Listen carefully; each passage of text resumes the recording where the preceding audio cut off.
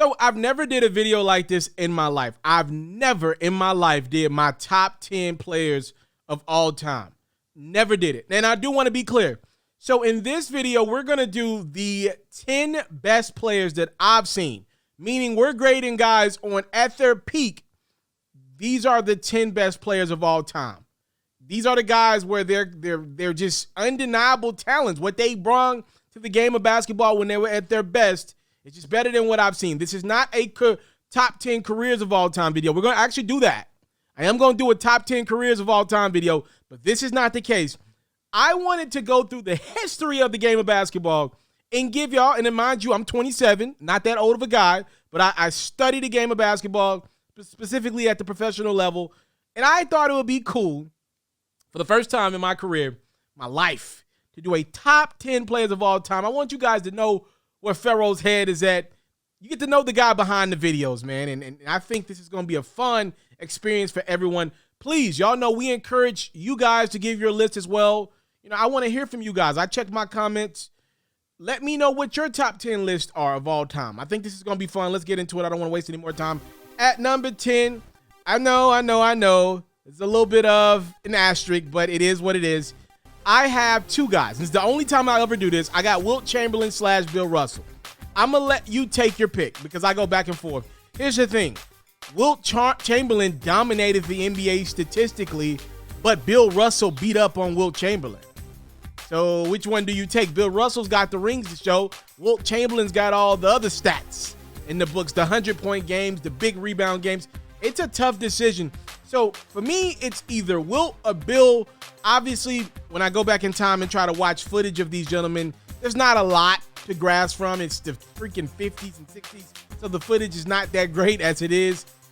I'm going to go Wilt or Bill. Whichever one you want right there, I guess we'll leave that at number 10. At number 9, I'm going with Durantula, Kevin Durant, one of the easiest scorers of all time I've ever seen. Just an effortless scorer. You can shoot over anybody. There's nobody in the NBA that Kevin Durant can't get his shot off over. I mean, the dude is lethal from 3. The dude is great at attacking the rim, by the way, even though he's got such a skinny frame.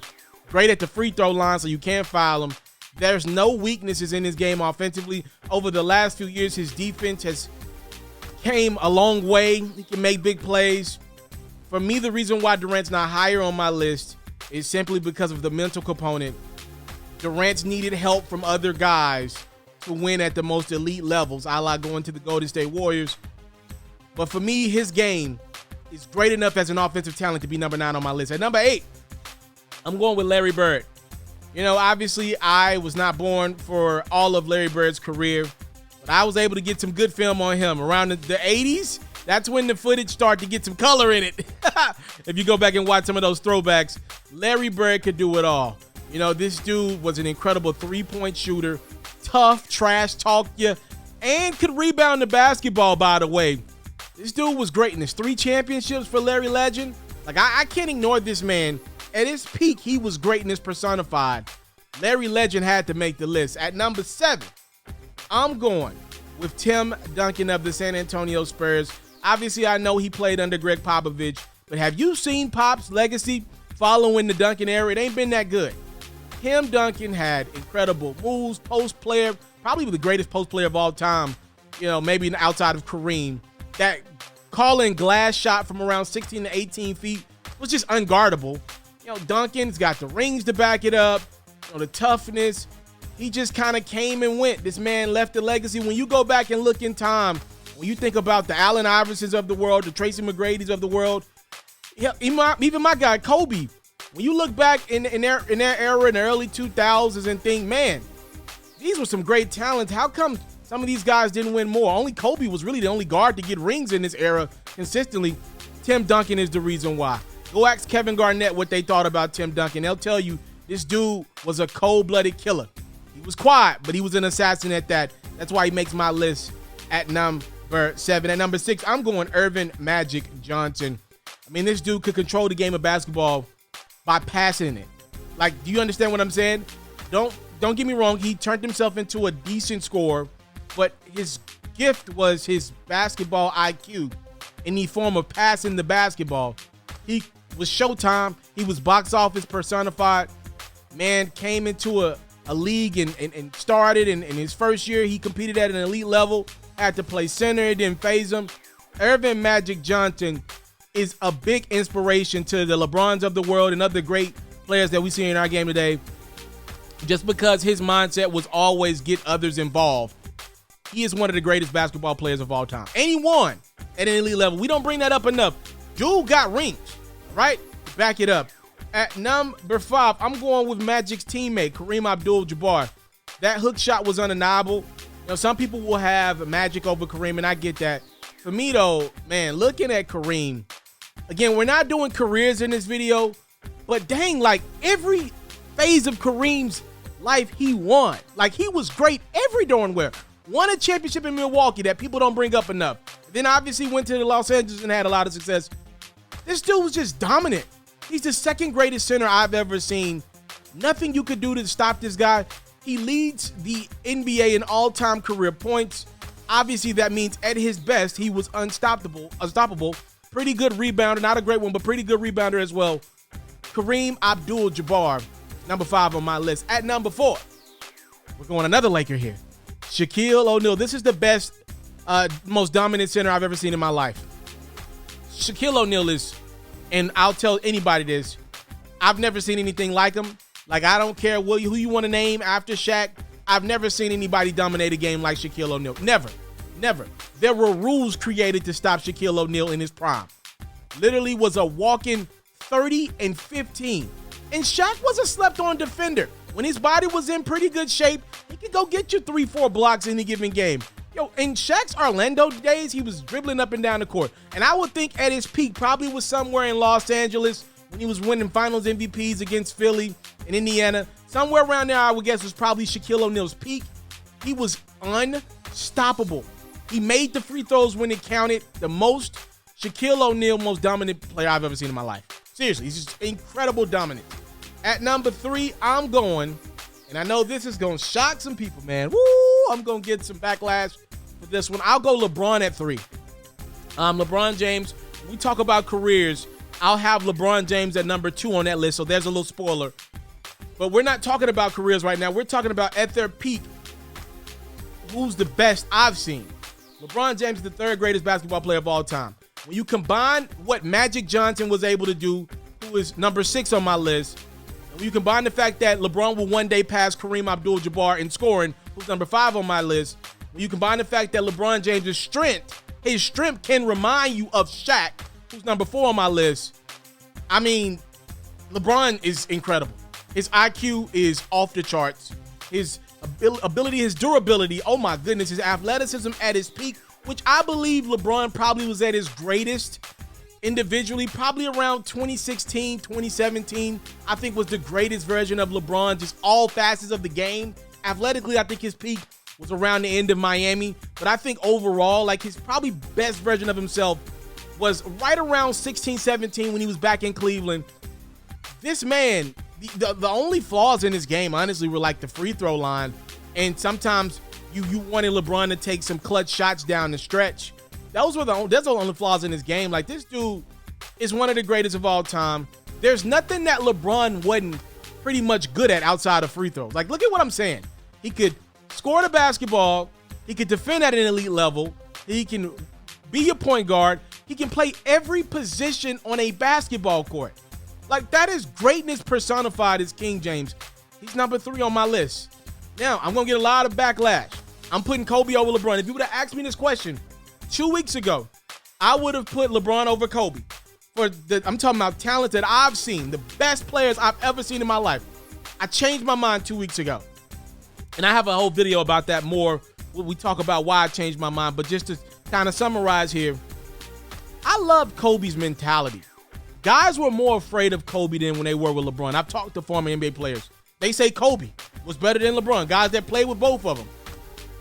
Here's the thing that kind of threw me off, and I thought about this long and hard a couple weeks ago. Too often when we hear the Kobe and LeBron debate, it's, okay, Kobe was a better shooter, but LeBron was a better passer. And I'm done with that. I don't believe shooting and passing equal each other. Like, if I'm a great shooter, I'm not passing the ball. Like, I want to trust my hands, the work that I put in.